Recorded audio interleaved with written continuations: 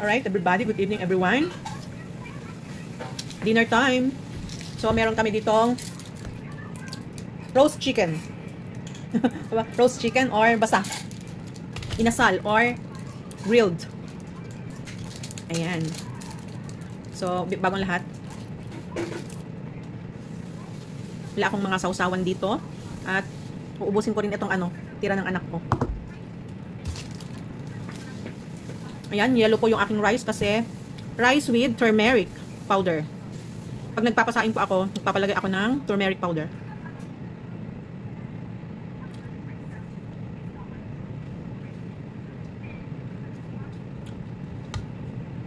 Sarap ng skin.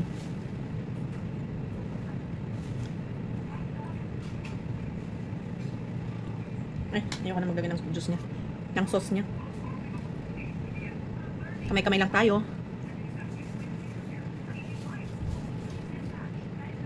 Yung mga anak ko tapos na silang kumain. And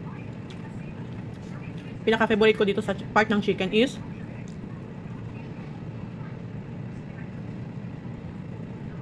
the fakfak. This one. Hindi ko alam kung bakit ko gustong-gusto yan.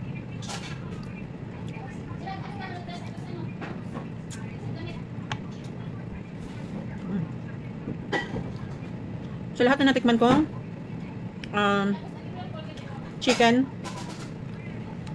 na grilled chicken is, ito yung pinakamasarap para sa akin. Kasi, hindi siya dry, ma-juicy siya, and malasa. At malambot. Buti nilang nagkaroon sila ng pwesto dito malapit sa amin. Gustong-gusto ko rin yung soft bone, yung white part, malambot. Medyo tabing yung aking pagkagat kasi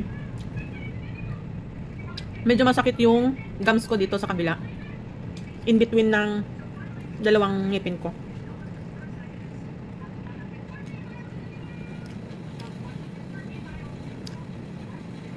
Papacheck ko sana sa dentist ko. Nakaschedule sana ako ngayong Tuesday.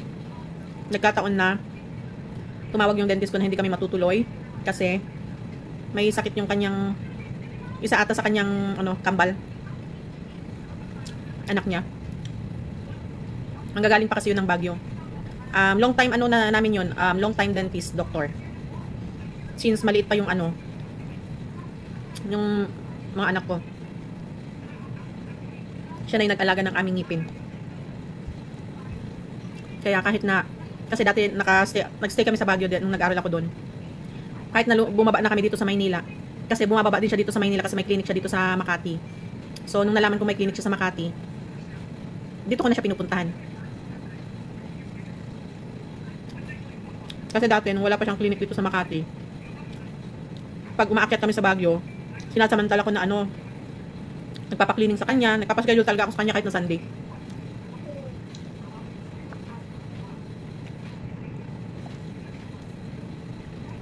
So maybe next week, pag magaling na yung anak niya, next week kami magkikita. By the way, yung kanin ko pala ay buhaghag. Kasi, basmati rice. Yung kanin ng mga anak ko dinurado, sa akin basmati. Gusto ko lang kasi buhaghag siya. Parang feeling mo kumain ka ng, pag nilagay mo sa plato mo, parang ang dami, diba? Pero pag ginanon mo siya, kinompress mo, kukunti lang. Kasi buhaghag.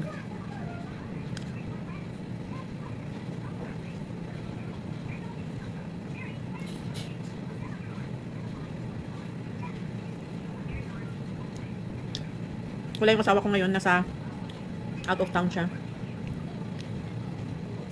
Para sa ekonomiya.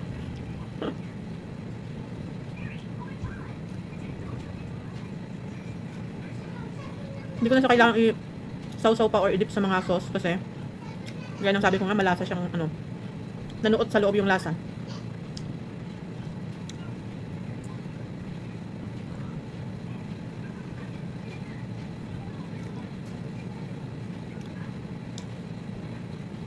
Medyo harap ako mag-chew ngayon kasi isa yung ginagamit ko.